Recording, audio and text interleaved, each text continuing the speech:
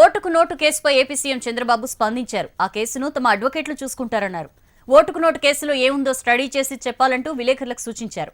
ఓటుకు నోటు కేసులో ఇంకా పురోగతి లేకపోవడానికి కారణమేంటి? ఈ కేసు వెనుక రాజకీయ ఒత్తిళ్లుండటమే అసలు కారణమా?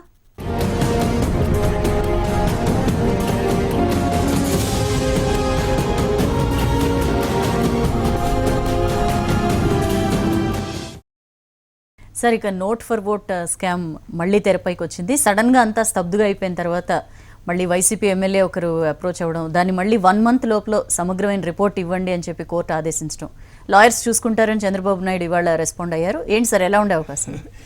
కోర్టులు లాయర్లే చూసుకుంటారు, కానీ మన ఇంట్లో ఎవరికైనా ఆరోగ్యం చెడిపోయింది అనుకో డాక్టర్లు చూసుకుంటారని మనం వదిలేయం కదా.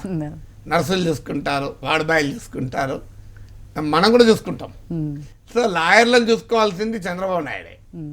ఆ చంద్రబాబు నాయుడు లాయర్లను చూసుకుంటే లాయర్లు కోర్టులో చూసుకుంటారు, మన తర్వాత జడ్జీలు చూసుకుంటారు, శిక్షలు పడితే జైలు చూసుకుంటారు అని మనం ఈ వేదాంతం అనేది అది రాజకీయంగా చంద్రబాబు నాయుడు చెప్పదలుచుకుని చెప్పాడు. కానీ ఫండమెంటల్ పాయింట్ ఏంటంటే మనకు ఈ ప్రజలకు ఒక రకంగా ప్రజల్ని వెరివాళ్ళం చేయాలని రాజకీయ నాయకులు అనుకుంటున్నారా, లేకుంటే ప్రజల చెవుల్లో పెద్ద పబ్లిక్ ఆర్డర్లే పెట్టాలనుకుంటున్నారా? ఏమన్నారు మనకందరికి గుర్తు. ఇప్పుడు కావాలంటే మన దాని టీవీ బయటలో కూడా అందరికీ తెలుసు. కేసీఆర్ గారు ఏమన్నారు, బ్రహ్మదేవుడు కూడా చంద్రబాబు నాయుడిని కాపాడలేడు అన్నాడు. బహుశా ఆయన అన్నది కరెక్టే. బ్రహ్మదేవుడు ఎట్లా కాపాడుతా, నేను కాపాడుతా అని ఉండాలి ఉద్దేశం అది కావచ్చు. బ్రహ్మదేవుడు కాపాడలేడు, కాపాడితే కేసీఆరే కాపాడాలి. మరి చంద్రబాబు నాయుడు ఏమన్నాడు ఢిల్లీలో, ఒక్క క్షణం సరిపోతుంది, నా పైన కేసు పెడితే ప్రభుత్వాలే కూలుతాయి అన్నాడు. అందువల్ల మరి ఇప్పుడు ఇవాళ వరకు కేసు పురోగతి లేదు కనుక మరి ప్రభుత్వం కూలుతుందన్న భయంతోనే తెలంగాణ ప్రభుత్వం ఏమంటలేదా? ఒక్కరు కాదు కదా, ముఖ్యమంత్రి అన్నారు, హోంమంత్రి అన్నారు, మంత్రులు అన్నారు, ఎంతమంది అంటే అంతమంది అన్నారు. ఇప్పుడు పొరపాటున మన టీవీ డిబేట్లల్లా ఆ టాపిక్ తీస్తే టీఆర్ఎస్ నాయకులు మాట్లాడతలేరు. అంటే మరి ఎక్కడో ఇన్స్ట్రక్షన్లు ఉన్నట్టునే ఏం మాట్లాడకండి. పోనీ రేవంత్ రెడ్డి పైన కూడా మనకు ఆగిపోయింది చూడండి, మీరు గమనించి. అసలు అంటే ఎందుకు ఆగిపోయింది? మరి రేవంత్ రెడ్డి నిజంగా పెద్ద నేరం చేశాడని మీరే కదా చెప్పింది, నోట్లు కనబడ్డాయి కదా కెమెరాల ముందు అని మీరే కదా అన్నది, అందరు చూసిండ్రు కదా. మరి రేవంత్ రెడ్డి పైన కూడా ఏం పురోగతి లేదు, ఎవరిపైన పురోగతి లేదు. అంటే ఇట్స్ ఎ పొలిటికల్లీ డైమెన్షన్స్తో కేసు నడుస్తుందా అనే అనుమానం ఎక్కడో వచ్చాడో కలిగే మానదు. అంటే మరి ఏమన్నా అండర్స్టాండింగ్కి వచ్చారా ఈ రెండు ప్రభుత్వాల మధ్య? తర్వాత చంద్రబాబు నాయుడు తెలంగాణ రాజకీయాల్లో యాక్టివ్గా పాల్గొనడం కూడా తగ్గింది. మీరు గమనిస్తే జిహెచ్ఎంసీ ఎన్నికల సమయంలో యాక్టివ్గా పాల్గొనలేదు. ఆ తర్వాత ఎప్పుడో ఒకసారి తెలంగాణ టీడీపీ నాయకులతో మాట్లాడడం తప్ప తెలంగాణ రాజకీయాల్లో చురుకుగా చంద్రబాబు నాయుడు పాల్గొనట్లేడు. నాకు గుర్తున్నంత వరకు ఆ తర్వాత ఏ తెలంగాణ జిల్లా కూడా వెళ్ళిండా అంటే ఒకటే. ఇప్పుడు ఇన్ని జరుగుతున్నాయి. తెలంగాణ తెలుగుదేశం పార్టీ జాతీయ అధ్యక్షుడు కదా, మరి జాతీయ అధ్యక్షుడిగా తెలంగాణ టౌన్లో సిటీల్లో జరిగే అంశాల్లో చంద్రబాబు నాయుడు కానీ లోకేష్ కానీ ఎక్కడా పాల్గొనట్లేదు. అందువల్ల ఇందులో ఏమైనా కుచ్ మతలబ్ హైక్యా అనే అనుమానం నాలాంటి వాళ్ళకి మీలాంటి వాళ్ళకి కలగక మానదు, కలగకూడదు అని బలంగా అనుకున్నా కలుగుతుంది. మరి ఏం చేయమంటారు? కలగకుండా ఏమైనా చేయండి. సో మీరైతే లాయర్లు చూసుకుంటారు, మరి మేము లాయర్లు చూసుకుంటామని అనలేము కదా కొద్దిగా, ఎందుకంటే మేము కూడా విశ్లేషించుకోవాలి, ప్రజలుగా ఆలోచించుకోవాలి కదా. అందువల్ల ఈ రాజకీయాల్లో ఇలా కేసుల వెనకాల మతలబుల వెనకాల మతలబులు, ఆఖరికి ఏం జరగదు. ఇప్పుడు జగన్మోహన్ రెడ్డి కేసు ఏమైంది?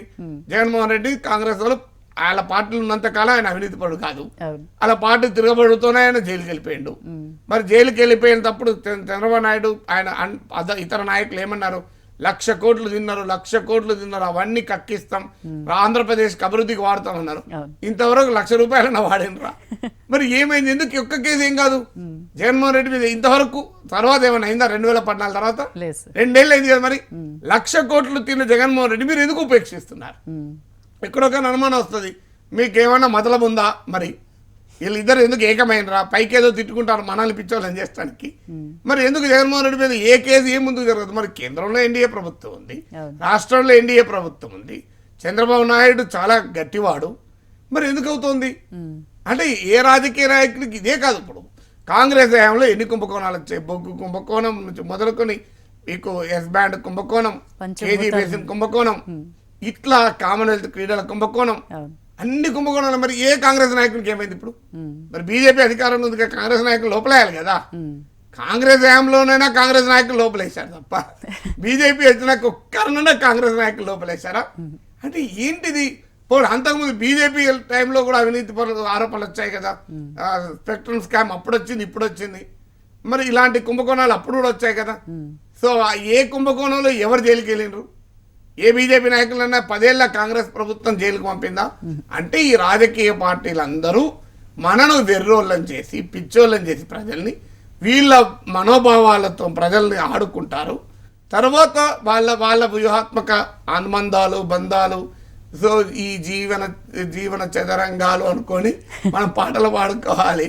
సో ఆత్మీయత అనుబంధం అంతా ఒక బూటకం అని ఎట్లయితే ఆ జీవన తరంగాల్లో పాటు ఉందో, ఈ రాజకీయ తరంగాల్లో మనం పాడుకోవాల్సింది ఏంటంటే ఈ శత్రుత్వం, విమర్శలు, విపక్షాలు, ప్రతిపక్షాలు, ఆ పక్షం ఈ పక్షం అంతా ఒక బూటకం, రాజకీయాల కోసం ఆడుతున్న జగన్ నాటకం అని పాట పాడుకోవాలి. న్యూస్ యాంగిల్లో మరో చిన్న బ్రేక్.